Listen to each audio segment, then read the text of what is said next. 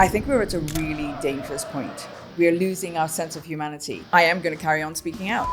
The world is moving towards instability. And what are our government doing? Is it true there was a fundraiser for your murder? It was a GoFundMe page which managed to raise £10,000 to hire a hitman to kill me. We were looked after as a family by the terrorist squad for 2 years. But in light of what just happened with Charlie Kirk, It is absolutely shocking. is it worth it? We never move forward unless we engage with those we don't agree with. How you think Labour are doing? I do not think that Rachel Reeves should ever have been made Chancellor. She doesn't have the qualifications. Google says you have a net worth of £40 million. So Does it? It does. Oh, wow. We're literally the money laundering and tax avoidance capital of the world. Do you think a revolution is coming in this country?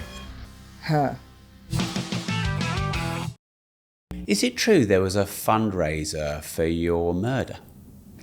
Yes, amongst other things. It was a GoFundMe page which managed to raise £10,000 to hire a hitman to kill me, yes. And that was like a serious thing?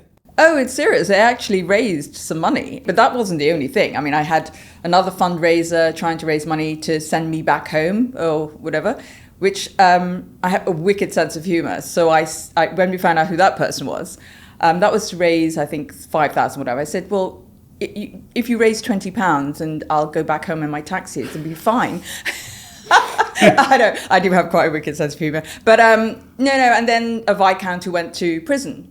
I mean, I actually, it's one of the things I did, apart from, the court cases I'm known for, it was the first court case that we were successful with the CPS to bring prosecution for someone for causing online harm, hate online. It was a Viscount who actually set up a group. A Viscount was trolling you online? He set up a group for someone to accidentally run me over, and he was found guilty.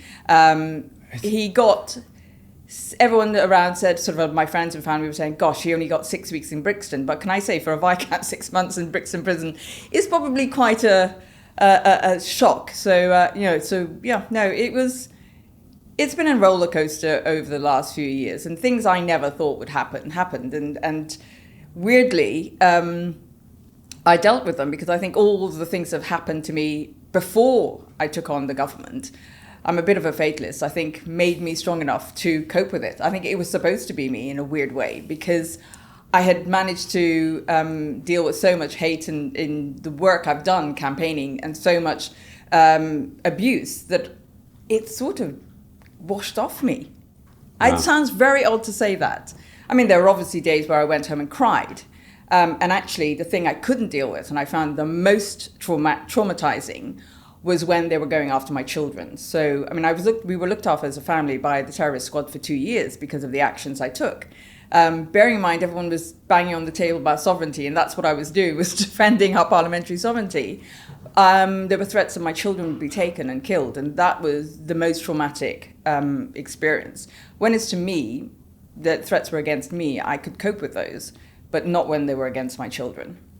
So I want to come back to you taking on the government and these threats to you and your children. But in light of what just happened with Charlie Kirk, does this not really scare you? Oh, absolutely. I don't care what your opinion is. If you stand up and you are debating and you are having a conversation conversations we have to have. I've always been the person, I mean, all the way through the Brexit debate, I would go to parts of the country where I knew they were likely to vote Brexit, because I wanted to engage. I wanted to explain. I think we never move forward unless we engage with those we don't agree with. So it is absolutely shocking that this has happened to Charlie Kirk. And everyone's got to think about the humanity of it, but also what it means to the threat to democracy and free speech that this is actually, I think we're at a really dangerous point in our political history. So I agree, and I want to talk about that as well in a moment, but I want to stay with Charlie Kirk, and I want to talk about him, but also you. So are you not now more scared for your life speaking out, bearing in mind people have done fundraisers to have you murdered, and then you just see someone, Christian man, with his wife and children at the rally. Getting shot? We are not America. That's the first thing I'd say. Yes, I'm very fearful, and all my campaigning and all my speaking out is because I'm fearless. It's because I'm fearful of when we don't speak and when we don't engage and when we assume that things will be okay. I really get cross at the naivety of some people to think that, things will just work out and don't notice the warning signs. And I think it's really important, especially if you are a student of history, to see warning signs and to see repetitions. And I think we are close to seeing some of those repetitions. And when we stop even caring for each other, it's not about it's one thing to not trust politicians and not trust leaders. But when we then don't trust each other and we have no faith in each other and we can't communicate with each other, that's where I think the turning point comes. And I think we're very close to that. So I am worried. But before that reason, I am going to carry on speaking out. Is it worth it? To me, it is, because I've seen what happens when you don't speak out. And the reason I actually ended up in the UK is because I was sent here to be safe. Because my father, growing up in what was then British Guiana, we then became independent, and the Americans and the Brits conspired to put in a dictator. Because they were worried about what was happening with the spread of communism, wrongly so in my view. But, they left somebody very dangerous in power. And my father, who was a lawyer, stood up and was part of a group who were going to fight against that. And because of that, this dictator launched a death list. And my elder brother and I were on the list. So the reason I ended up in the UK is because my father stayed to fight, but he sent us to somewhere where we could be safe. And he picked Eastbourne, which is about the smallest, most, in my parents' view, the smallest place, and nobody would find us. So, the reason I'm here is because I know what can happen.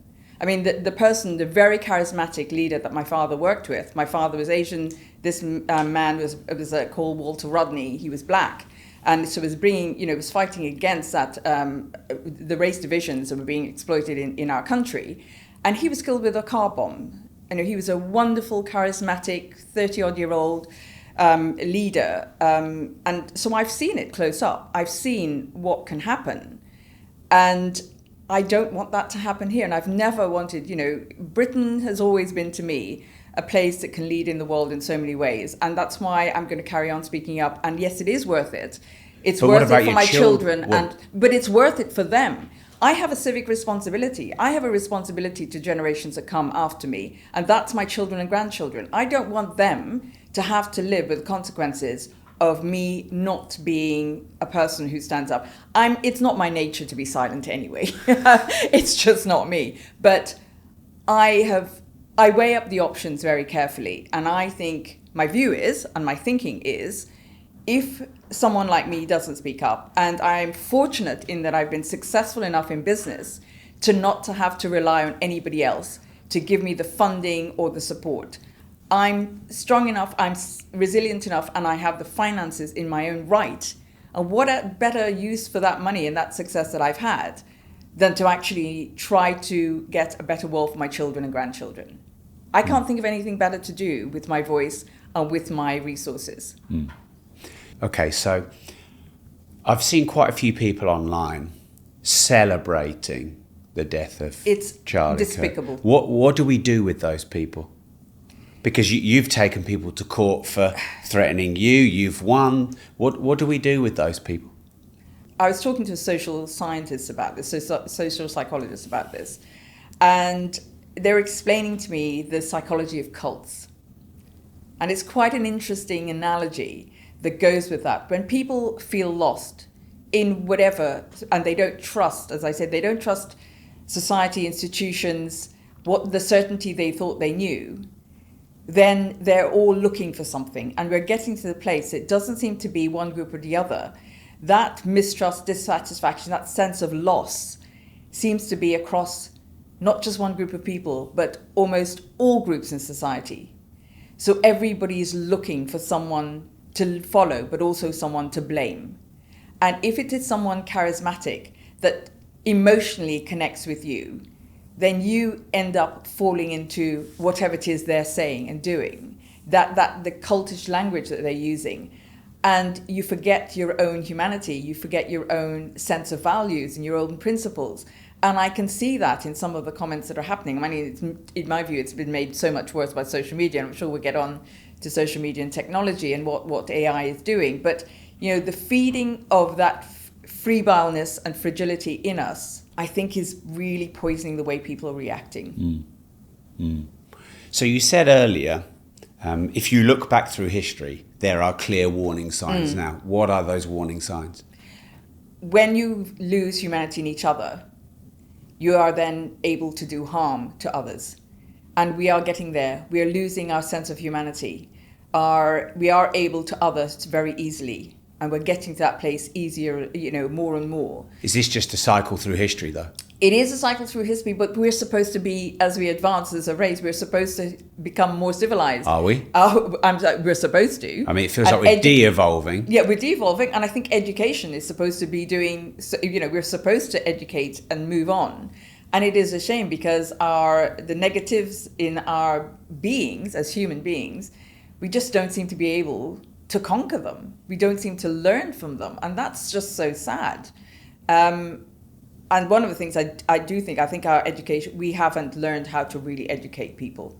And when I say that, I think what I mean by that is going back to the 80s, 90s, this whole idea of what success looks like, what being admired looks like.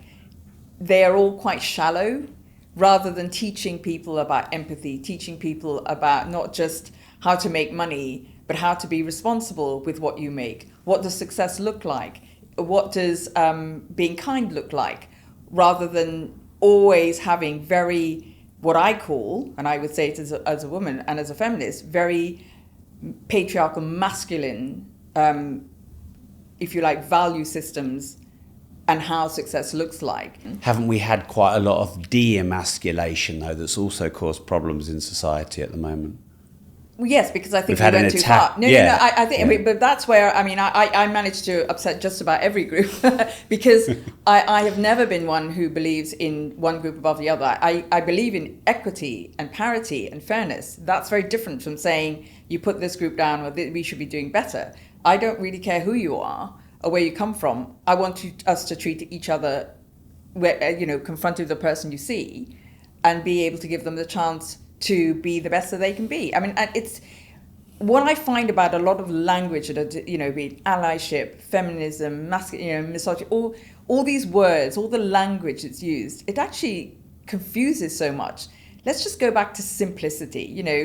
Simplicity is the most, it was Da Vinci who said simplicity is the most sophisticated form of resolution and solving. And I believe that. And I think we make things so difficult. And everyone's trying to be so clever by using new language, new words, whatever. Actually, it's not that difficult. It really isn't that difficult to be kind to each other. We seem to be proving that it is difficult. Because we've got caught up in this idea that we're so clever. We go out, we're told we have to be a certain way to show that we're a success. We have to have certain things, we have to behave a certain way, we have to...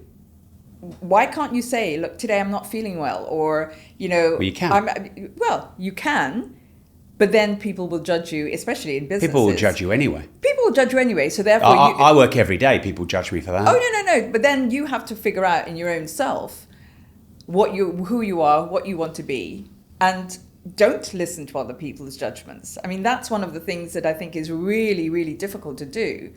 And I would always advocate that, everyone is, society, structures, everything is telling us how we should be, what should we be, how we should behave. But maybe just take an hour or so a week out to just sit in quietness with our own voices and check in with you and make sure you're happy with who you are. And that means being honest about your flaws as well as your strengths.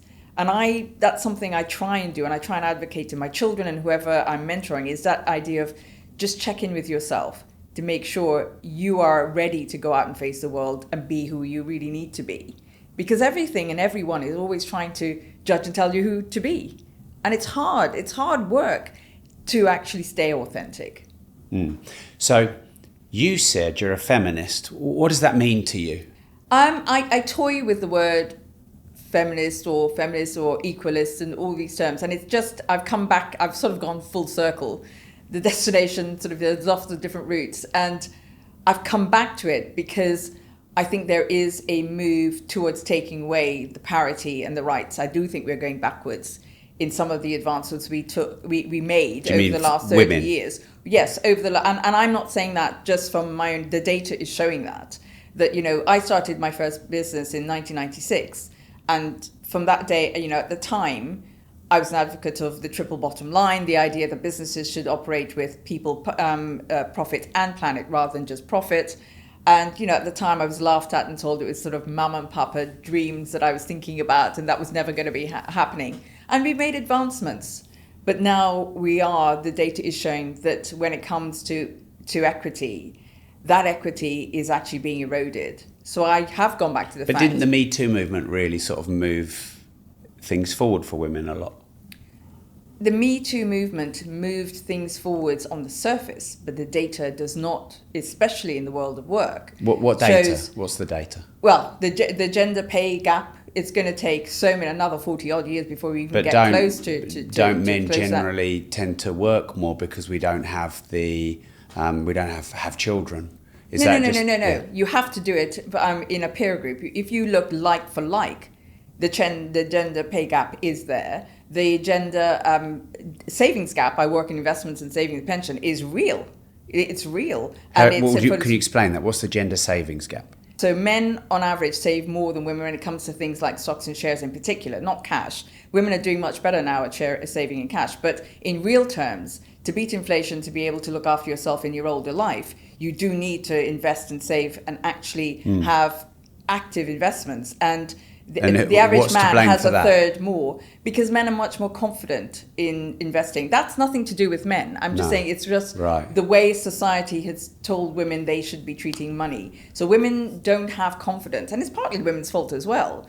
But we do have to do much more to get women to be confident about being financially and be engaged in being financially active, financially secure, and looking after their financial health. And it's not something that's happening. Men are doing much more of that than women. And that is, I'm not blaming anyone, I'm just saying that's the fact. And we have to do more because, women, pension poverty affects women more than it does men for a number of reasons. But these are things that we need to work on. But when it comes to the workplace, the fact that we still have so few women leading FTSE 100 companies, there's only 6 female CEOs, and that has to change. Do you think that's maybe not partly just the difference between men and women? Because I guess there's a lot more women nurses, for example. So are there not certain roles where just the character and nature of being a man is more suited and vice versa? Oh, absolutely. Yeah. And I think actually on that point, there's discrimination against men wanting to go into what is seen as traditionally female roles as well. And one of the areas that I think is completely wrong is the way men looked at when they tried to go into early years education or primary school. I mean, why shouldn't they be able to? So it works both ways. Yeah. But when it comes to FTSE 100 companies, example, or women on boards, it isn't because there isn't a pipeline of talented women there. It's because they're not being chosen. The access is definitely being denied women to get into those roles. Okay. So you said you've been fighting the government. How have you been fighting the government? Well, I started my activism a long time ago. It's not, I know the court cases, people think I came from nowhere, but, I've been doing this for a long time, and I started back. A lot of my activism has come from what I've experienced in my life and things that I've seen around me that are wrong. So for me, the first thing was when my eldest daughter was born. She's now 37. She's got special needs. She was starved of oxygen, so her mental age is 5. And at that time, only people with money could really get access to special educational support and needs. We didn't have something called a statement or all the what we have today. So I literally fought the government at the time to bring in, and I did contribute, and I was successful in getting into the 1996 Education Act provision for all schools to statement children, because irrespective of wealth or background. And so that was the first fight I had with the government, because they didn't want to do that at the time. So when I say fighting the government, I mean fighting the status quo and taking to the places perhaps they don't want to go. So I've done it. I did it with the special needs education. I worked with Mrs. May on the modern day slavery bill, because that's one of the things through business and through a lot of the supply chain that I saw, we needed to do something about modern day slavery. So I've worked on that. And then after the financial crisis, it was the biggest open secret that the financial crisis, the dubious behaviors that were happening, everybody in the city knew what was happening. You mean all the toxic loans? All the loans were happening, all the way the banks were behaving, all the hidden fees, everything. There was so, the ripping off of individuals and the dubious behaviors happening that led to the financial crisis were known. And so after that, I started up a very disruptive online platform, to sort of investment company, but I also then pushed the government to say that what we should be doing is being transparent about fees and holdings and the whole way that the structure of the financial services sector worked. So, and I didn't get very far in the UK on that. So I worked with Europe, and that's how I started to understand how Europe works. So I worked on 2 EU directives that came in 2014 that have changed the way investments and pensions work. I worked on the shareholders directive. I worked on how bonuses work in the city, because I could see from the inside the toxicity that was happening and the way that consumers were being ripped off. So I've worked on things that I've seen and known, and still today I'm working. And when it comes to the government, I'll go back to that one for a minute. But the thing is about the court cases against the government. What, your court cases? The 2 court cases against the government. What are they? Just tell us. So the 2 court cases, the first was when Mrs. May was going to trigger Article 50 without Parliament. And that's against the government. So that was to start the process for us to negotiate leaving on Brexit. So we had to do it through a legal route. And Prime Minister May was going to bypass Parliament and start the negotiations. And that actually was illegal. And then the second court case was Boris Johnson, who wanted to prorogue Parliament, which is closing down Parliament, which is legal, but it's not legal to do it for a protracted period of time to bypass Parliament. So both of them were trying to bypass Parliament. And we elect our MPs to vote on things. That's what our parliamentary sovereignty is. And the reason I knew that, and I understood, and actually any first year sixth form politics students would understand that what the court cases were about. It wasn't something complicated, but I understood it because because of my father's activism, I've always been involved and very fascinated by the way politics works. And all the countries around the world that were part of the empire actually are modeled on our parliamentary sovereignty. So I understood growing up how it worked. I understood from my father, and I've always been fascinated. So one of the tenets of our democracy is we have to have parliament. And so that's why, to me, it was so important that I stood up. Because I think the thing people don't realize is because we don't have a written constitution, we have a constitution, it's just not written down in one place. What does happen is that if a precedent is set by a prime minister, then future prime ministers can use that precedent. So if a prime minister could bypass parliament to change our rights, then any future prime minister could have done that. Can just pause and think about that. Any prime minister could just decide all 16-year-olds have to go to join the army. The pill can't be used anymore in this country. They could decide anything. All workers have to work from the office till 9 hours a day. Whatever it is they decided, they could just bring that in without Parliament. Wow. Okay, so I want to come back to these court cases, your results, and also kind of what you think about government. Mm-hmm. But Google says you have a net worth of £40 million. So does it? It does. Oh, wow. Can Google please send me some money? So I have 2 questions. One, is that your net worth? And 2, no. You're clearly a successful entrepreneur. So how do you have time for all these campaigns and activism and running a successful business and being a mum? I did think I was very fortunate that I've never needed much sleep. So I could operate at sort of 4 hours. Oh, wow. That's not very healthy, they say. So I have now discovered it is not at all healthy. So I now tell everybody, make sure you sleep and you offload your stress. And I'm a worrier. I mean, my brain just does not shut down. And actually, for most entrepreneurs, we are quite misfit in lots of ways. We're misfits. And one of the things is that our brain doesn't stop. And I don't think it's healthy because I was diagnosed with cancer last September.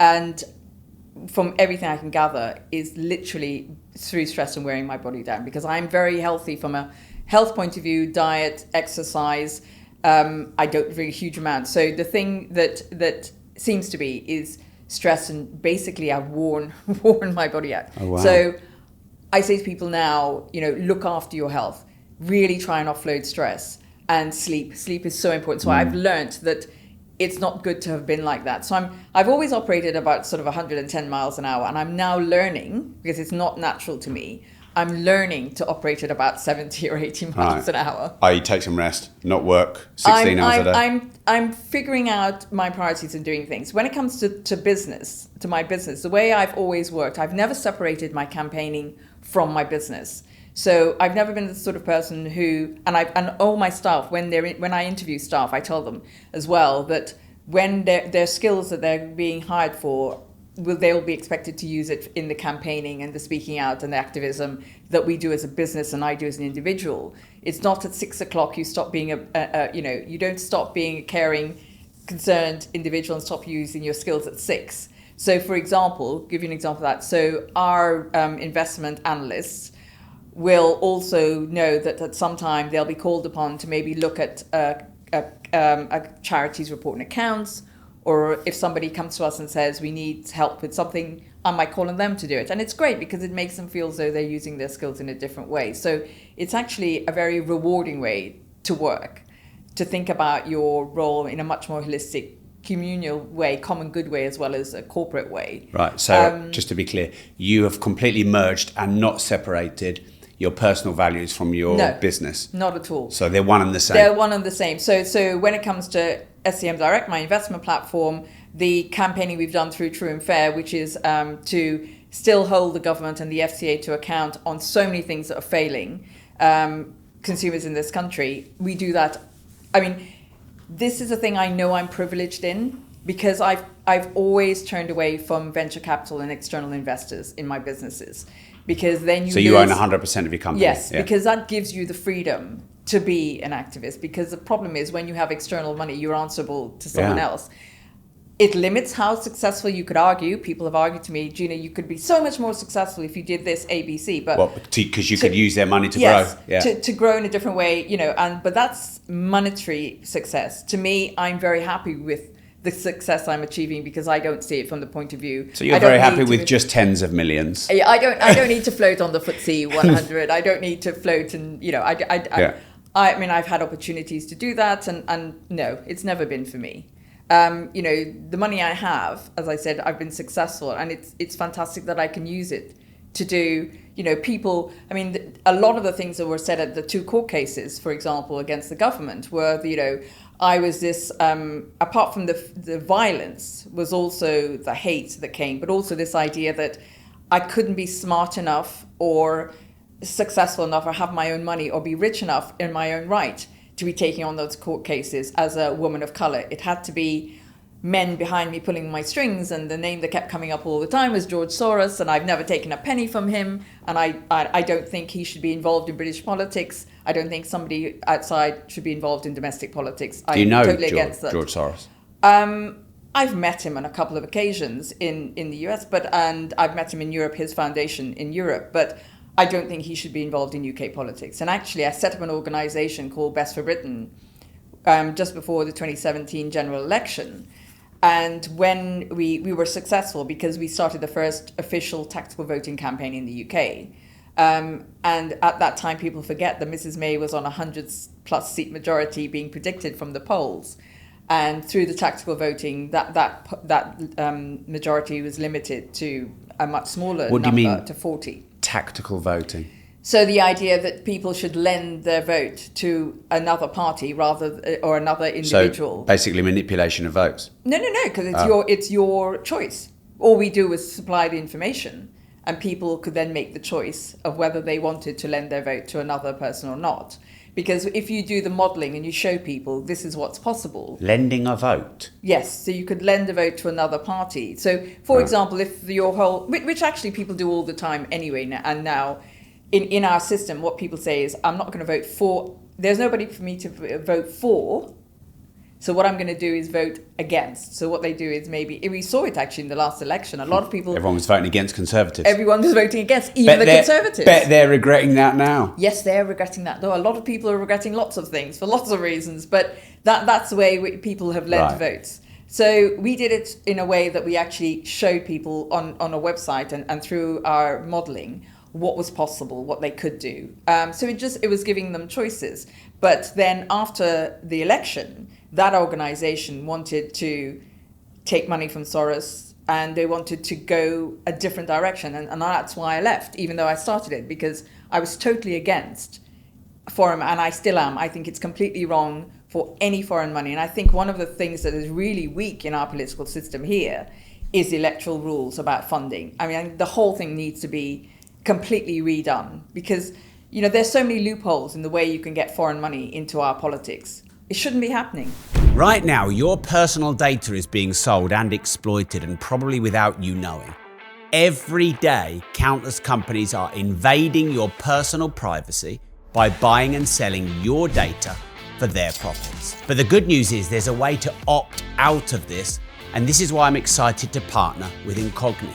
Because what Incogni do is they work, hustle, and force on your behalf in the background to remove all of your personal data from all of these intrusive databases, marketing lists, and companies. So to stop the spam and protect your privacy, go right now to incogni.com/disruptors to get an exclusive 60% discount off an Incogni plan.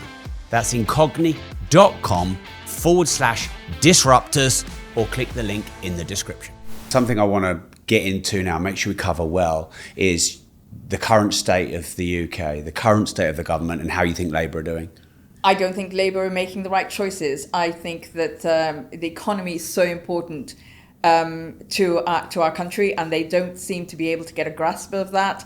The tax on businesses that they brought in April is... National insurance, the national insurance is just decimating SMEs. And look at unemployment now. They have no understanding that SMEs are the backbone of our country. Apparently, it's nearly 60% of all revenue generated is small business in the UK. I mean, it is appalling what they're doing to small businesses. Yeah.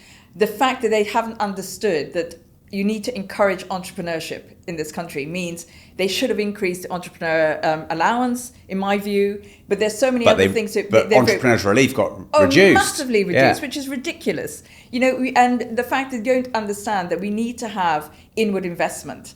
A longer term view. The other fact is that inward investment. You mean from our inward from our people from outside the UK has dried up. Yes. Everyone's leaving. The people who are here are leaving, but the people who should be investing here are not investing. Right. And not only that, we've got to find ways of actually unlocking the money we do have in this country. And for example, one of the things, and I've actually written to the government, got absolutely no response at all, is we've got about 3 trillion sitting in pension funds, local authority pension funds. That money should be unlocked. Other countries have said that, for example, 20% of the equity allocation from pension funds should be in their domestic infrastructure. That is what we should be doing. We should be using a local authorities pension fund, should be unlocked. Have we not got enough even to fund, the ageing population?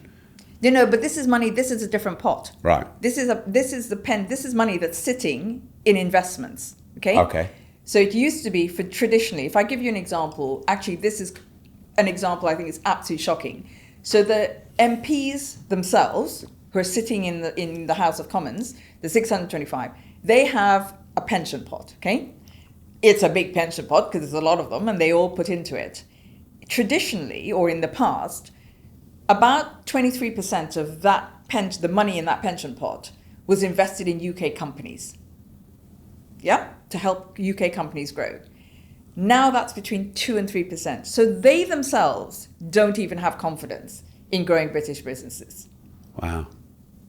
That's crazy. I mean, we haven't got many big companies anymore, have we? But we should be investing in infrastructure projects. We should be investing in a building. A building is a perfect one, okay, housing. Why are we not investing in more housing in companies, startups here, that are building new types of styles of fabrication of building? Not old-fashioned building. There are now so many new types of modular building that are being used in other countries. We should be supporting new companies in the UK doing that. There are lots of examples of investments that are needed here in the UK.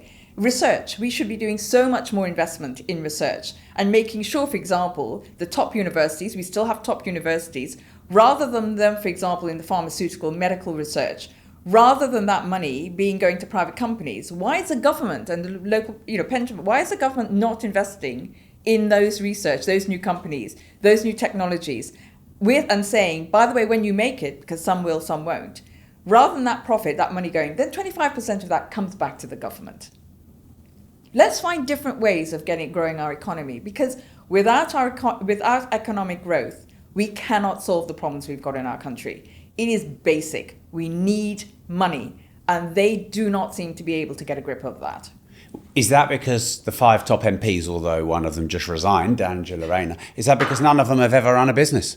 The top 5 MPs in Labour, the people who are in control of this country, have never run a business. How did we get there? I've always, it's interesting because, and it's a debate and I don't necessarily know the answer, but I've wondered about actually whether we should have different rules about MPs, about when you can stand to be an MP. Do you have to have 10 years of something else, rather than going straight from studying PP and then suddenly becoming a professional politician? But at least some of them, surely, like people who are managing the economy. Because isn't a real business the best type of economy? A business is an economy.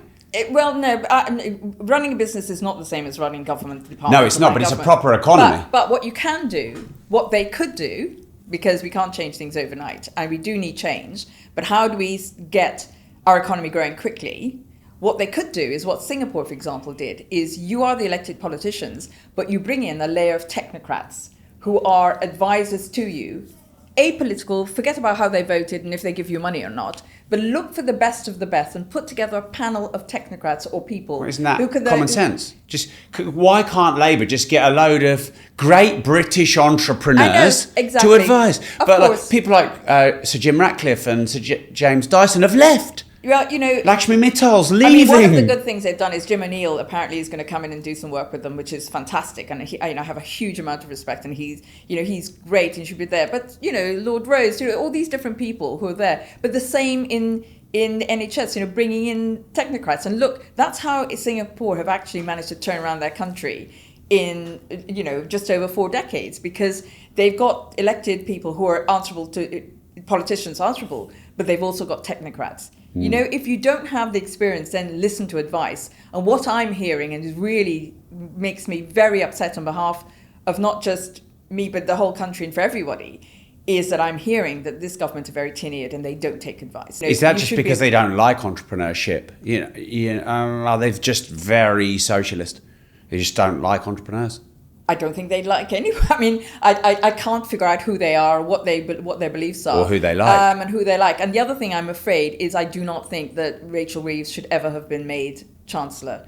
She doesn't have the qualifications. I mean, I was really, a lot of people came down on me knowing that I was, I didn't want the Conservatives to come into government. I thought it was time we had a new government. And actually, weirdly, I would have preferred a coalition. But, that's gone and passed. But one of the things in the city, I kept saying to people, nobody in the city has heard of the CV that Rachel Reeves was touting. And I was told I was a jealous woman, I'm just jealous because, look at where she is. And I was going, no, just be logical. Look at her age. Look at when she said she got a senior position at the Bank of England. Work backwards and tell me if it's possible that somebody of that age would have been in a senior position. So she lied on her CV? Yeah, and I said, look, also for the position that she was in. It's now come out that it's not the role she had. And I said... But she's still there. And she's still there. Starmer is a weak. He should have got rid of Rachel Reeves. But he'd have no one left. Well, I'm just saying, but chancellorship is such an important job. Yeah. It's so important that we have somebody who understands how the economy works and actually understands that the fiscal rules of the past are not the fiscal rules that we can have at present and going forwards. And for the economies and the changes that we're seeing coming, in business, in society, in our social needs. But also, it's not just this government, though. I would say the real damage to the country and where we are now started after the financial crisis, because those politicians who came in then, inflation was near zero. We had the fiscal space. Osborne famously said he was going to, fix roofs when the sun was shining, and they never did that. So you go back, we're suffering from almost, 2-3 decades of dereliction of duty and poor political choices. So the mess we're in, it's not going to it's fixed overnight. But again, I would love to see politicians stand up and say that and explain that to people. But that's like turkeys voting for Christmas, isn't it? Like anyone in Labour going, oh, everything's wrong. Why? Then they're not going to do that. But they need to explain why we got to where we got to, and explain. Well, they do. They just blame them for the black hole. No. But they didn't just 14 years. It's much longer than 14 years, and it's also they have to explain. They have to explain what it is that they're going to do to fix the things that are broken. And I don't think they've well, they don't even know. They've just delayed the budget, which tells you they don't know what to do. From delaying the budget, the one thing the markets and we do not like as investors is uncertainty. And what you've done is just pushed uncertainty, but about as late as you can. And also what you've done, they don't seem to have any political nous. They've also pushed it so it'll be close to when the next rise in winter fuel will be, as we go into the coldest months of the year. The timing of it makes no sense at all. But it says to me that they don't know what to do, so they're pushing it out as far. But the combination of lack of political nous, a lack of a plan, because I do think I just can't see a plan like everybody else, and not delivering on what people wanted, which was, I think Starmer would have. I think he's actually, really walking on very thin ice at the moment. And I doubt he will be there. And I think if they've got any sense, he will go. They'll get rid of him. Because people voted knowing he was supposedly a manager and boring. People could cope with boring if they, we'd had enough chaos. In a way we wanted that. But if you then don't have the charisma and you're making all these bad choices, be it from the winter fuel allowance. For me, I really fought and got involved in the whole changes they were making to PIP because they couldn't understand what the heck they were doing. Yes, it needs reforming and looking at, but they were going to take it away from people. And then the other thing they were going to say is that people have to, like my daughter, who, as I said, has a mental age of about 5, to qualify for that, she'd have to work X number of hours a week. Well, she can't work. So you can people who can't work or are vulnerable or are ill or disabled, they were then going to say have to be able to go and get into work. This whole idea, you have to get into work if you're disabled. Well, not everybody who's disabled can work. Those who can are trying really desperately to find a job, but that's a different issue. But then on the other hand, you've got so many people who are claiming benefits who are just saying, oh, I'm mentally ill and suicidal thoughts. Okay, so that's one of the things. So the PIP bill went up massively. It did increase hugely. And one of the reasons for that is because if you've been out of work for over a year, you can claim PIP. So all the waiting lists for the NHS and all the people who are waiting on there who are waiting to see somebody for their mental health illness or for depression, whatever, then can go on. So you have to no problem in one department sits in isolation. They're all connected. So you have to tackle the waiting list. You have to tackle how people are looking at depression. What is depression? Because it's one of the bugbears I have. And I tell my daughter this, when she was young and came home from school and did this thing called PSE lesson and came home and started using the word depressed if she was upset about something. And I said to her, you're not depressed, you're sad. And you're upset and you're disappointed because so-and-so just fell out with you and so you didn't get your grade. Stop using the word depressed. You're not depressed. So we've got to think very carefully. It's great that we are much more able to talk about our emotions and the way we're feeling and our vulnerability. But you have to be very careful that people then don't use that to mask other things. It's complicated, but yes, we have to look. We don't have enough. We don't look at the causes of depression. So everything is, the child is drowning down the river, is down the stream drowning. So we keep pulling the children out, but we never go upstream to figure out why they're jumping in the first place. Yeah. I mean, I did about 3 weeks of walking around the city of Peterborough, interviewing homeless people, other people as well, but there's quite a few homeless people there. There are. And I just went straight to the point and said, why don't you get a job? And in every instance that I can recall, why would I get a job? Because I get more claiming on benefits, I get a house. And sleeping on the streets, they don't. Sorry, people on the streets, you mean? People on the streets, yeah. Many of them who are on the streets actually have accommodation paid by the government. And they're begging and getting 100 to 200 a day and just moving around the place and getting away with it. And they said they would lose money. They would earn less working than they're getting on benefits. If you earn minimum wage, you net about $2,500 less than if you were claiming benefits. Well, that's those people who are exploiting the benefit system. That's exactly what we should be tightening up on. Yeah, the system is wrong. The system is wrong. But so think of it. Okay, we need money. Okay, so you tighten up that's wrong. You should be there should be patrols out there going out making sure that these people report it and do it. Then you've got all the people, this whole industry helping people avoid tax. Okay, in my opinion, you should close all the tax avoidance schemes. That, think of all the money there. Well, if you close all the tax avoidance schemes, but you're taxing everyone 2/3 on what they earn and what they spend, then everyone will leave. Everyone will leave. No. The tax scheme needs to be the tax simplicity. We need to need to change taxes. Yeah. But what I'm saying is, just some easy wins. You say, what would I say to the government? What I'd say to the government is invest more money in HMRC.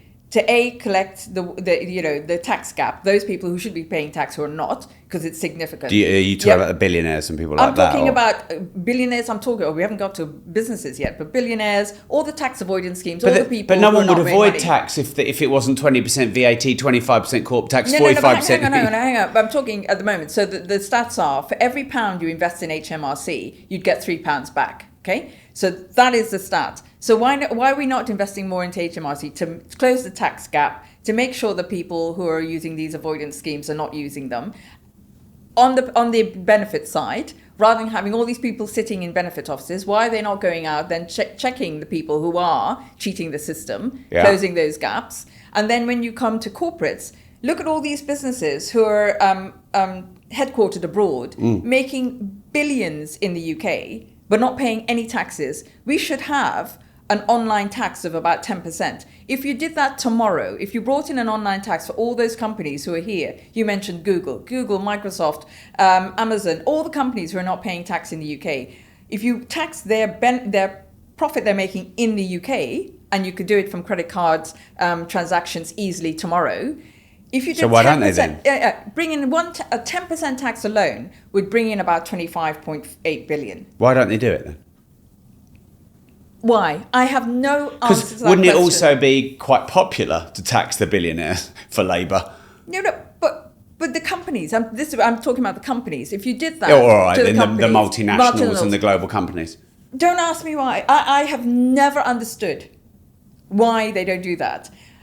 So then what they do is they go for the small business owner. No. One of the things is the lobbying. The strength of lobbying in government. That's one of the things. I mean, we haven't got onto the things that need reforming in our democratic infrastructure is fundamentally defunct and broken and not fit for purpose, and all of it needs to be changed. So when you say lobbying, are you saying they're getting donations from these companies? No, the lobbying that comes in. For example, Nick Clegg, who's back now, Sir Clegg, who's now going on about, popping up everywhere. Excuse me, but you were earning how much? How many millions did you earn at Meta? Lobbying the government on not to bring in the online safety, some aspects of it. I mean, there are issues with the online safety bill, but who was it that was lobbying the government heavily not to bring in that, not to bring in taxes, these guys, who's lobbying the government? That lobbying register is there. It's a joke. I mean, the revolving doors that go on in government, the lobbying, all of that needs cleaning up. Okay, I want to come back to tax because this fascinates me. Currently, VAT is 20%. Corporation tax is 25%. Income tax is obviously staged, but really it's 40% plus if you earn kind of any half decent money now. The threshold for earning money is so low in it's the not UK gone up. to get into the Yeah. higher tax brackets. You've got 15% national insurance as the employer. You've got employees national insurance. You've got business rates, which are really penal for any small business to start up. You've got pension contributions. And then once you've earned the money, you're paying VAT on everything that you buy and all these different duties and taxes and blah, blah, blah. And you're saying they should shut these tax avoidance schemes. People wouldn't avoid tax if they weren't paying so much tax. Everyone's paying too much tax. No. But the ordinary person, or even not even ordinary, the person who are sort of earning, to a certain level, doesn't have the money to pay the experts to do the tax avoidance schemes. And if you're employed, you can't anyway. No. So you're talking about big company I'm talking avoidance. the big individuals who can afford the advisors to set up the offshore trusts and all the rest of it, and all that business. I mean, in the city that I work in, there's a whole industry of lawyers and experts helping people in tax avoidance schemes. I mean, the whole lot of them should be cleaned out. I mean, London, everyone around the world, London is called London Grad for a reason. We're literally the money laundering and tax avoidance capital of the world. And that has some merit if you're bringing in all the billionaires and the economy and the finance and the investment. But now we've sent them all away. No. If why do you want to be in Britain? Britain is the most extraordinary place to live. Culturally, still is. Culturally, our arts, our music, our restaurants are going around the country, places to visit. All that's dying. We haven't produced an oasis since forever. No. But what I'm saying is people still want to come here. Yeah? When they come here to enjoy all of that, then they should be paying their fair share of tax. Yeah? But we've got to lure them in here. Yeah. But we don't do that in the first place. We don't do that. We don't allow them to... we have let them get away with not paying tax for ages. I mean, my view on the non-doms was that actually what we should have done is we do a stage system on the non-doms. It's if you've been here for 7 years, then you pay X amount if you're 10, if you're 15. So you don't just suddenly whack a massive, great big tax on them because then they all leave. And the idea that they haven't, actually, I can tell you on a daily basis, I speak to people who are leaving, thinking of leaving. Me too. Other countries who are doing very clever schemes to attract them. Like Dubai. Dubai, Portugal. Golden Abu Dhabi, visas. All the golden visa things. And now I've heard a new one, which I actually didn't know about, is because of all the rumours of what they're going to do on inheritance tax. I didn't realise Australia doesn't have inheritance tax. Nor does Dubai. So what people are doing, if you think about how many people here have relatives in Australia rather than Dubai, there are people, you'd have to trust your relatives on this one, but I'm hearing of people who are thinking of giving their money to their relatives in Australia. Wow. And then using it from there. I mean, how many more things can this government do to send money away?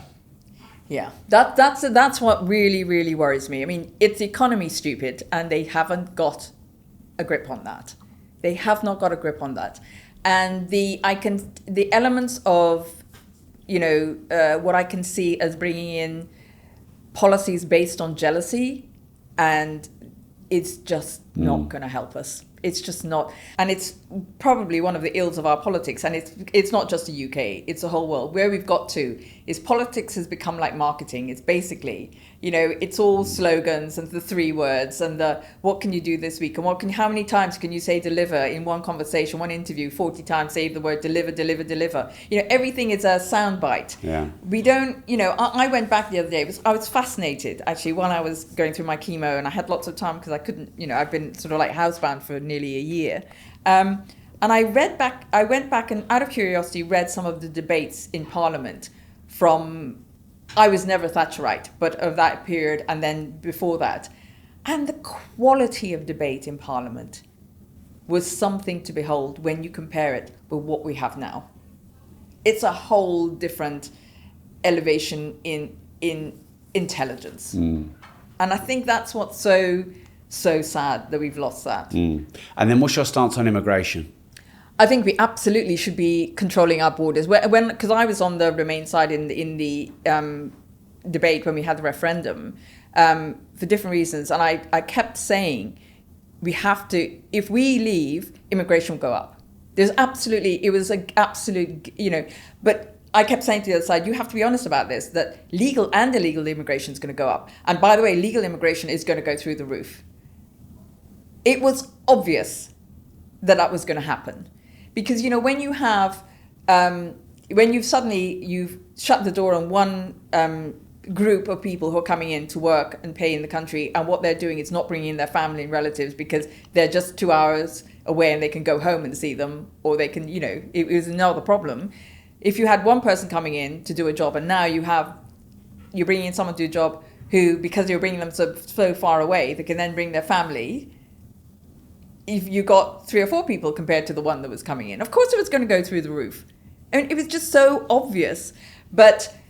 And then leaving the Dublin Agreement we never replaced it. I mean, Boris Johnson we could have done a negotiation on a similar agreement. He never did. He didn't really quite understand it. So there was always going to be a problem. My view is we are not investing enough. Again, the government say they haven't got money, but I'm sorry, they should be investing in processing. It is disgusting how long it takes to process somebody who comes to this country.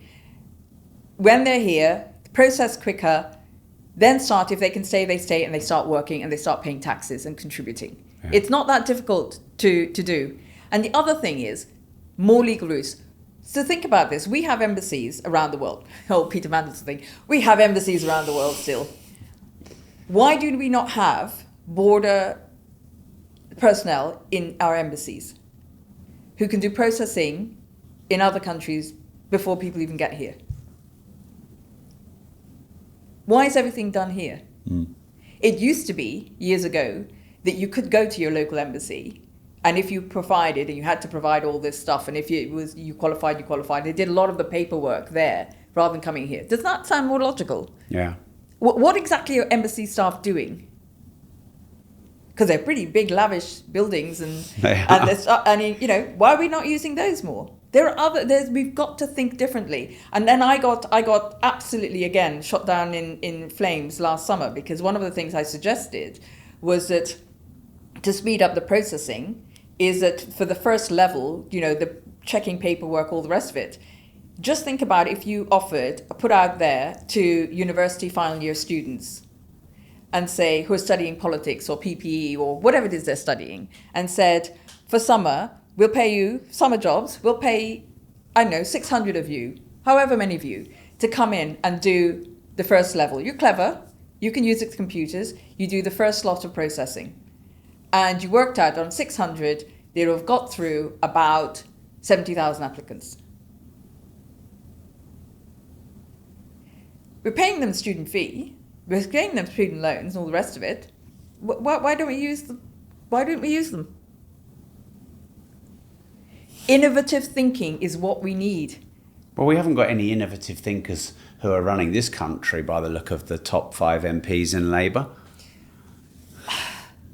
This whole idea of a reset, I can't see how it's going to happen. I mean, The thing is, the whole reset and the whole reform and the whole changing the system, like I said before, is turkeys voting for Christmas. Why? What? There's 548,000 civil servants, 100,000 more since lockdown. Why are they going to vote for a change in that system? I accept that, and you know, all the things I'd like to see, like, you know, the reforms in the House of Lords, no second jobs. I mean, this whole thing about second jobs, second homes, no, none of that. And when you leave 2 years, you should not be able to go into the industry that you were regulating. All of this stuff should be brought in. And you know, they're never going to vote. But weirdly, so they say they're never going to vote for them. Do you know most of this stuff already exists in the US? So in the US, when you leave, you can't go and work in other jobs. You can't have a second job, and there are really strict rules. And they have a code of ethics. So it's not a code; it's actually law. They have a law about how people in public office have to work. Yeah, and it's not perfect.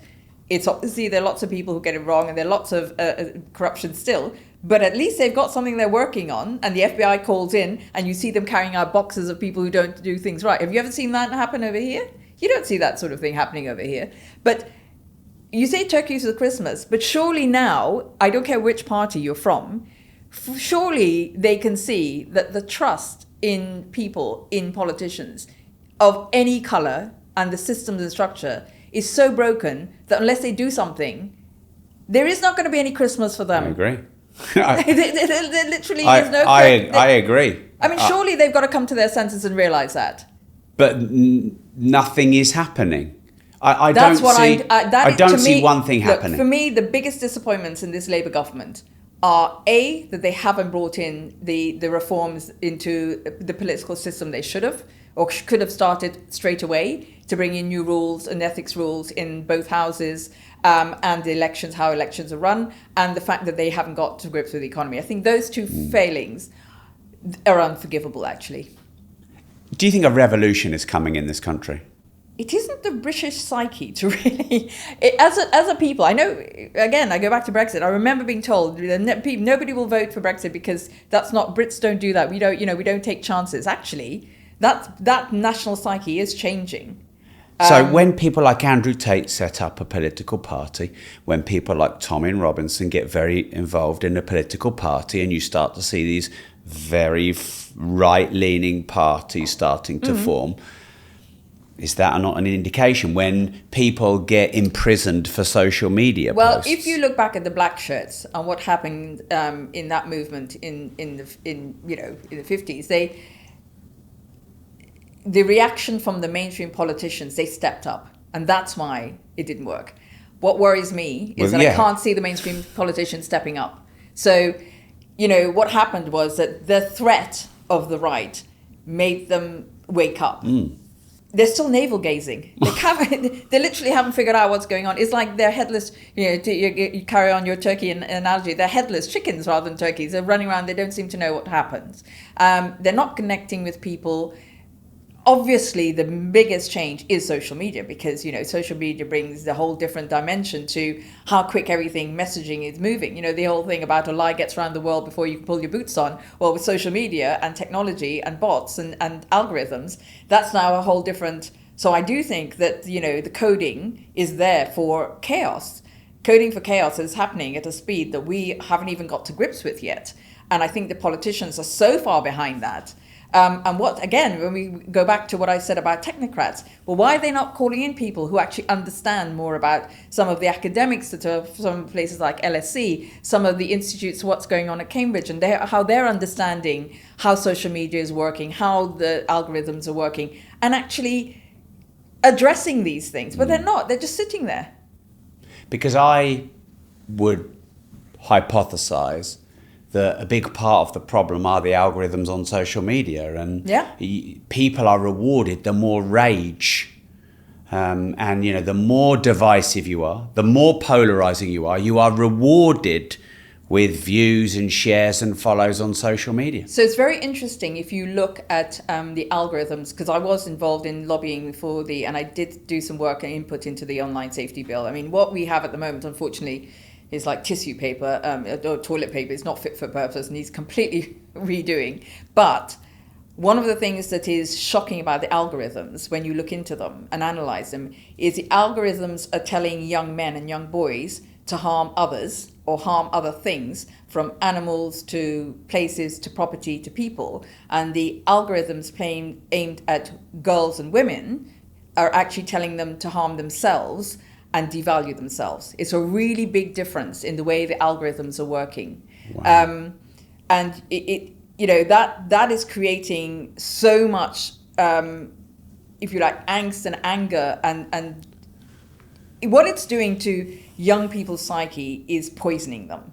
I mean, and again, other countries are acting. It'll be very interesting to see what happens, because it's about to start in Australia. They brought in their rules about no under 16s having access to social media. Yeah. Brazil have brought in a rule. China obviously have their own rules anyway. New Zealand's brought them in. Other countries are doing this. I think it's about 23 countries around the world are looking at this and are doing something now. We are still shaking hands with, I call him Zuckerberger because he's like a burger to me. But, we are still, topping our cap to all these people who basically, look at a Meta. It started off as a platform to get a girlfriend. I mean, it is that ridiculous. So we are not actually taking this more seriously. Do you think Reform will get in at the next election? And what do you think of Reform and Nigel Farage? I think there's a danger that they may get in. And what I think is very clever I mean, there is no doubting he's a clever man, is the way they've changed the language already. Language is incredibly powerful. And what you put in somebody's mind, he's now changed from saying if to when I'm going to be prime minister. And the media are allowing that, because actually the polls that are coming out saying, the polls are wrong. The polls are coming out saying if there's an election tomorrow, this is where reform, is right, because there isn't an election tomorrow. No. And people are not making up their mind. You're asking them a hypothetical question and are giving you a hypothetical answer. So the polls are not, in my view, I never take any note of the polls this far out. Anything can happen. Yeah. Mr. Farage is incredibly charismatic. He's probably one of the best speakers, communicators that there is out there. But I cannot see that there is any policy integrity in what they're saying. So they're a propaganda party living off, it's a type of emotional exploitation, because people are hurting for legitimate reasons because we have so many problems. But you should not be. It's when somebody is down on the floor, you should not be kicking them when they're down on the floor to make them feel more angry so that they get up and hit somebody else. And that's what I can see, that manipulation of of people feeling the effects of what's so broken in our country is not, to my mind, good politics. I agree, weirdly, with a couple of the policies they are coming up with. For example, in my sector, the reforms they're proposing on banks, for example, I do think it's right. I haven't got a problem with that at all. And there's a couple of, I can't remember what it was the other day they said as well. I was like, oh yes, and Richard Tice has also come out and said the local authority pension funds need to be reformed. I agree with that. So, there's a couple of things I do agree with. But I think the way they are going, if they are successful, because it's leave all over again, if they are successful in coming to government based on their present track record and what they're saying, you're just replacing people who are not competent with another lot of people who are not competent, but in a different manner. So what you're saying then, because you said the danger right at the start of what you said, so I'm assuming that means you don't want reform to be in. So therefore, are you saying they would be worse than Labour? I think they would be worse than Labour. Is that possible? No. I'll conclude that sentence, because Labour is a party that it is a party, infrastructure, members, councillors. It's a party that has a track record and has experience of how to run a country. Well, it's a party, but not the current. But Reform do not people. have. But that's the thing. You see, what I would love to see is the Labour Party actually have a complete restructuring of the people leading the party. Because I do think there are good people in Labour, the problem is they're not there. No, and also if that happens when they're in government, how can they run the government? It's a bit like if you lost all your staff and had to replace all your staff in your business. Well, no, but it could start with leadership. It starts with leadership. I do not believe that Keir Starmer... See, one of the reasons I think there is a possibility of reform coming into government look what happened in America, is the charisma of Nigel Farage, because I do think it's Farage. But also some kinder policies for business, entrepreneurs, small business owners. So there's some policies, but the average person doesn't normally vote for those sorts of things. I mean, there's a group of people who vote for those, but the average voter doesn't vote for that. Yeah. But the feeling why, I think 3 reasons why I think why I think they could win the next election. One is, we still have this, they're all the same. They're all the same. They're all, and look at this Mandelson debacle. They're all the same. They're all in it together. So let's go for someone who's completely new. Which is kind of true. Which is kind of, so I'm saying I can see that. But Labour got in because Conservatives were rubbish, not because they were great. Yeah, exactly. So I'm saying the second thing is, as a country, people vote against others rather than for something. Yes. So that psyche of voting against rather than for, I can then see them coming in. And then the other one is that, well, if they come in and they're no good, it's only 5 years. Let's give it. It's that 5-year cycle. I've been here. I've heard people. From people from all walks of life starting to say that. Wow. If they're that bad, it's 5 years. And 5 years is a long time. But 5 years is a long time. So how? And if the economy is crazy. rubbish and tax is high and inflation is high and Well, I think unemployment is high. Weirdly, I think they would bring down taxes. So they would bring down taxes, and there would be inward investment from a certain type of investor. I think they would end up bringing. But then, do we want that sort of money in the UK? That's a whole different argument about what sort of money. What Mother sort of Teresa took money off Robert Maxwell. Yeah. I was going to say, it depends. It's like, don't we need money? Yeah, we need money, and we need growth, and we need which evil you're going to choose. Yeah. Almost, it's which evil you're going to choose. But I mean, I don't know if you know this, but I stood in the last election, and I learnt to my cost that I'm going around on doorsteps. I stood in Epsom. I didn't win. I didn't come anywhere near close winning. And I deliberately, we put together a manifesto based on solutions, technical solutions. We put together boards of experts to come up with policy in every area that we put policies forward for. We didn't denigrate any of the opposition. It was a positive campaign. Well, that's why you didn't get in. And that's why we'd get in. Because everyone was going, love what you've written here, but we can't let those Conservatives in. That was the only thing I kept hearing over and over again. We can't let Boris back in. We can't let them back in. Yeah. Because there was the rumour that Boris was going to come back if they'd won and taken over from whatever it was going to happen. Anyway, but that was it, over and over again. That's all we heard. So a couple more questions.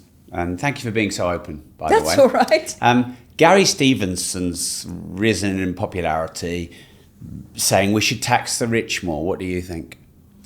In that manifesto I wrote, I advocated for a extra 1% for those who have over 10 million of assets, excluding their home. So I am in favour of that. And I know this argument. How would that be measured, policed? Someone worth 10 million might have most of that in real estate, or most of that in a company. Exactly. Yeah. So what you look at is what do they earn? Is their earnings that year? Right. Or the rich are already taxed the most.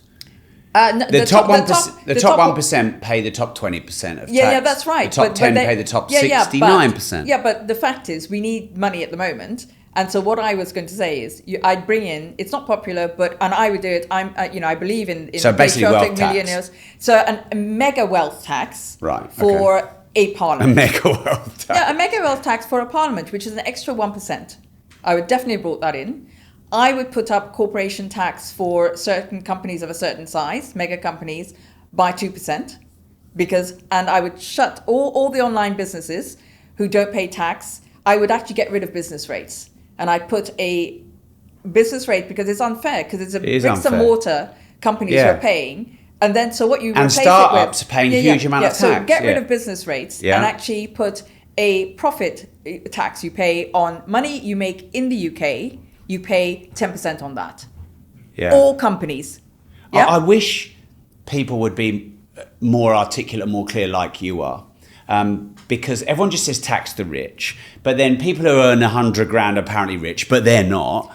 But I like this mega rich thing. Yeah, because, for example, we have never as a family, we don't have any offshore investments, no trusts overseas. I am happy to pay all my taxes because I want this country to work.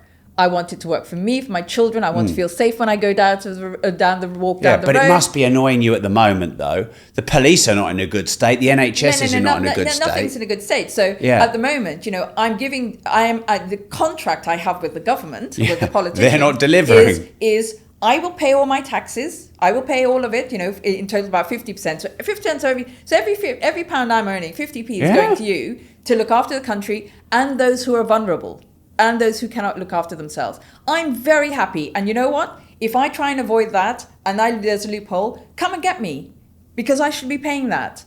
I should be paying that 50%. Now I'm thinking, but hang on a minute, how much of that are you wasting? Yeah. How much of that are you now putting in ridiculous things that have no strategy you don't understand? So that's where people get upset. And I know this thing, the commentators say to this organization called the Patriotic Millionaires, well, you can volunteer to pay more tax. Yeah, you can. It's not easy, though. And HMRC are not happy to take you if you use more tax. So what I do instead, and I have to say I'm a great one, I talked about history. I'm a great admirer of the Victorian philanthropists. And I think we should go back and take, the people then, when the country was failing, when dishonesty was no longer abominable in Victorian times, it was people like the Cadburys and the Quakers, who were the Barclays, all of these incredible people, the Bernardos, the Coots, who all stepped in. And because there was no government for their support, they were the ones who gave their money to make sure, the Clarks, they built up society. I would encourage all entrepreneurs to do that now. Well, I think they would, and I think they want to, but I don't think they have trust in this country. So what you do it is at community level, because at least then you can see what you're doing. Because I tell you one thing, the country is so broken. My view is very strong on this, and I'm absolutely adamant. I tell everybody this. When something is so broken at the top level, and the top level is going to change, it's got to come in community level. You know what? You can all get together in the community and go and find out why those kids down the road are causing chaos all the time. You could start a boxing club. You could all put in a bit of money. Gales, Gales what? You're earning loads of profit. You could open after you've shut your doors in the evenings and set up classes for teaching people how to do finance, how to deal with their problems of their rental and their landlords. You could open up your place and do free coffee that evening and something for people off the streets, but help them do other things. You know what? As a community, you can find some of those solutions, because the government's not going to work in my view, for a while yet. Okay, let's finish this on a positive. What 3 things could our country do to get itself out of this dire straits that it's in? We need the economy to work. I cannot keep stressing this enough. We need to find ways of unlocking capital to invest in infrastructure, to create jobs, and to actually educate people into the change of professions, so they can go into the new economy and new jobs that are going to come round the corner, which we're not ready for. Because one of the reasons we're not attracting more outward investment in this country is we don't have the skills base for the jobs that actually are needed. If you look at building houses, we don't have enough people to build houses. We don't have people with the skills who can actually go out there and build them off the street and give an apprenticeship. And then, the whole apprenticeship scheme. Yeah. Oh, by the way, so that's the one thing I would change straight away. Because we used to be great at the apprentice thing. Second thing is education. Yeah. Our education system is still largely based on an education system after the war. Industrial. It's completely crazy. So take apprenticeships, okay? If you're going into secondary school and you're not an A-track student, okay? Why are we making you study algebra and, all these ridiculous subjects? Why not offer apprenticeships or technical skills at 11 or 12 or 13 when when you've still got the energy and the learning and the ability and the inspiration? Yeah, maybe they're good with their hands. They're more creative. Okay, so you set practical maths. Why at that stage then, rather than all the nonsense they're teaching somebody who's not going to go to university, why are they not teaching then what is APR? How do you get a loan? How do you set up a business? Personal finance. Personal finance. Well, why don't you do practical? The banks don't want them to know that, do they? Forget the banks. Forget the money. I'm talking about politicians. Why don't we? Education is not fit for purpose. And so we're not turning out the people who are actually going to do the jobs we need, who haven't got confidence in themselves. If you look at the prison population, nearly 50% of the people who are in the prison population can't actually read or write to a level that they can actually pass the 11 plus. Oh, wow. Okay? Yeah. Why are we not teaching people in prisons? Why haven't we got classes in prisons? Why are we not teaching people? Why are we not getting prisoners to go out low security crime or low level crime, people who are in low security prison? Why are they not out working, earning? Because one of the biggest reasons for reoffending is that when people come out, they have no money. So what you do is potholes, I don't know, whatever it is, tree surgery, whatever it is they can go and do, and they earn some money for that, and you put it away. So when they come out of prison, they've got some money. They don't have to go to turn to crime, because they've got something that they've earned, they've got a new skill, they can go out and be actually somebody who's a positive benefit to society. There's things we can do. So that's economy, education. What's the final thing? I do think we do need to do something about immigration. I do think so. And I think we need to do it in a thoughtful way, because the immigration figures are wrong. Foreign students should not be in the immigration figures. They're a net contributor to our country to the tune of about 48 billion or million, 48 billion, million, sorry, for a year. So why are foreign students in our immigration figures? Crazy. Then the people we are bringing in legally, we should be at the same time training people up to do those jobs. So you actually reduce one and increase. It's not going to happen overnight. Again, be honest with people to say we can't reduce it overnight. What we can do is have a direction of travel that will reduce it. And by the way, that includes illegal or irregular routes as well. But this is our plan. This is our 1-year plan, our 3-year plan, our 5-year plan. This is what we're going to do. Not, falling into these tropes of we're going to send people to Rwanda. We're going to send them to, the disused army bases, for example. Do you know why they're disused? Because there's nobody there. There's no water, there's no electricity, there's nothing. So we're going to spend money to bring them up to a habitable state, to take somebody out of the hotel, to put them in, rather than processing them and getting them to contribute, or putting them on a plane and going back if they're not supposed to be here.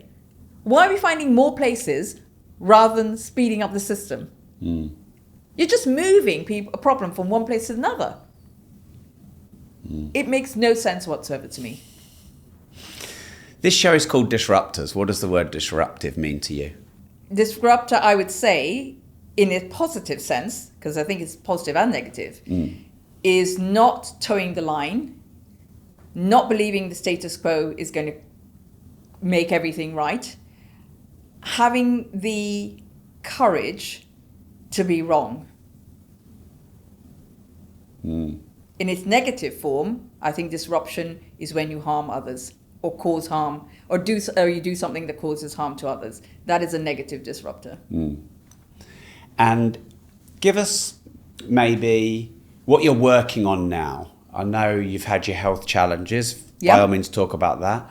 I know obviously you've got your business, and maybe tell us what you're going to do in your sort of the political arena. Just be really good to get like a final idea of what you're working on and what your vision is. Yeah, so I have a platform, a second platform called Money.School, which is I'm trying to encourage women to become much more active in looking after their finances and becoming financially secure. So that's just MONEYSHE. SHE, yep. As in, Money.School. Yeah, right. So people can go and... can go and look at that. Right. And there's loads of resources. And actually men use it a lot because I've got rid of all the jargon. There's no jargon on our website. Money.School just talks about money. Yeah.